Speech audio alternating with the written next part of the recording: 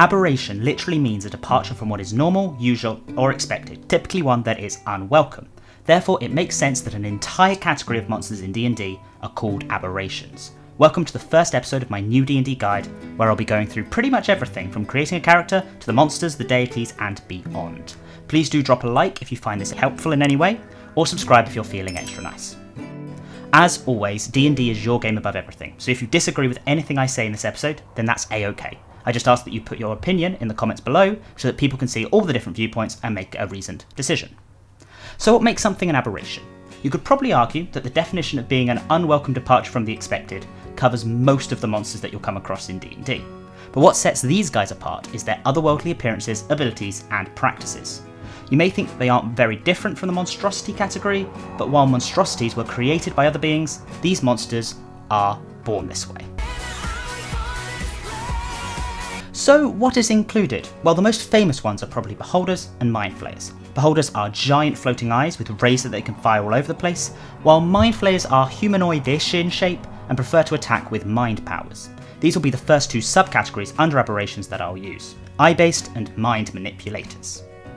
The other categories that I'll be using are Slidey, aberrational beasts, and Flump, because Flumps are precious good boys who deserve their own group and not be connected with any of these other scary things.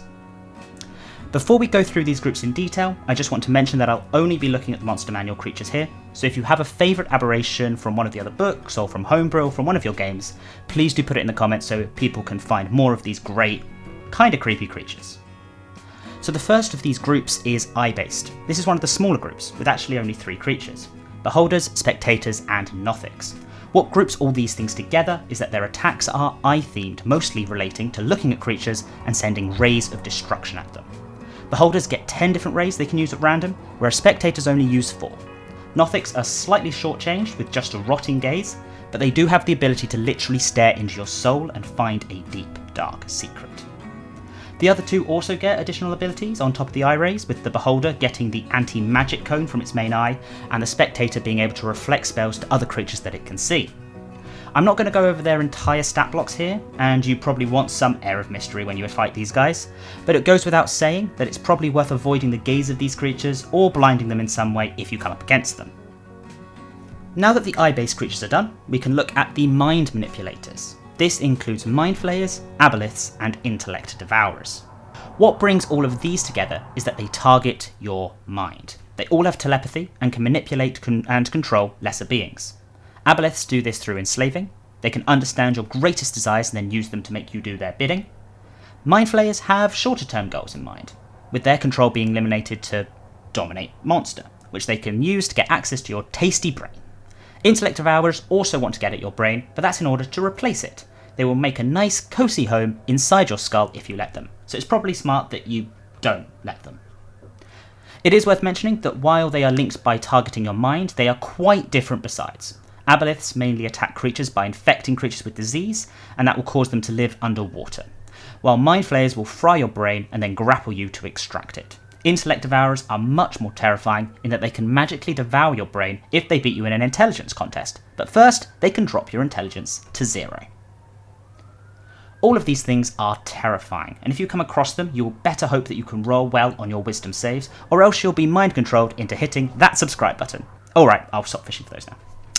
Category number 3 are the Slidey. These toad-like creatures live in limbo, love causing misery, and the more powerful ones can shape change. While these guys are far too chaotic to have a rigid hierarchy, they do respond to power, and so will listen to those who could beat them up. This means that the powerful Death Slidey can control the lesser grey, green, red, and blue Slidey to do their bidding. All of the Slidey have the ability to regenerate, and have resistance to magic. They mostly attack with bites, claws, and sometimes weapons of magic. And the Death, Grey, and Green ones are the ones that can shapeshift. The Death Slidey are particularly beefy, with lots of resistance and spells. Grey Slidey are similar, but slightly weaker, and have fewer spells, and the Greens are weaker still, but they have an entirely different roster of spells. Red and Blue are the foot soldiers, sent into battle. Both of these have attacks which can convert other creatures to Slidey, the Blues through infecting them with a disease, whilst the Reds implant an egg into the host. You can stop the red Slard's transformation by curing the disease normally, but you'll need a wish to cure the blue's disease. It's also worth mentioning that Slard tadpoles exist, but these mostly come from red's eggs and will be destroyed by curing their disease. That's 3 of the categories now done. Let's move on to aberrational beasts. These include the cloaker, the otiu, the chulls, grells, and gibbering mouthers. I've grouped these together as the most animalistic, and most have low intelligence except for the cloakers. These beasts will hunt any creature, using their unique hunting methods. Cloakers can wrap themselves onto other creatures, while otiu and chulls use their strength to just attack their targets. Grells can paralyze and peck you to death, while gibbering mouthers can drive you mad before binding you to them and ending you. All of these are fearsome to come across, so be wary, but they can mostly be dispatched without too much effort, and as long as you're cautious, you can use their low intelligence against them.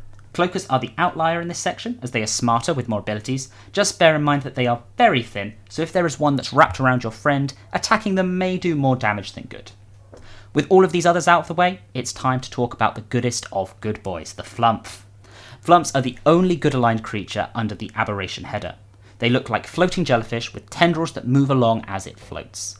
It has advanced telepathy and can understand feelings and intentions of others, and it is immune to anything sensing its emotions or thoughts. In terms of abilities, it struggles to get up if it falls over, can let out a smelly spray, and can acidify you with tendrils dealing 2 whole damage around. These good boys are pure-hearted though, and will seek out good aligned creatures in order to help them deal with their aberrational brothers. If you find one of these boys, protect it and treasure it, as it can't really protect itself. So there we have it, all of the aberrations in the monster manual. Be sure to drop your favourites from other books and from your homebrew in the comments below so that we can all find new fun and alien creatures. Hope you've enjoyed, and I'll see you next week when we go over demons. Thank you very much.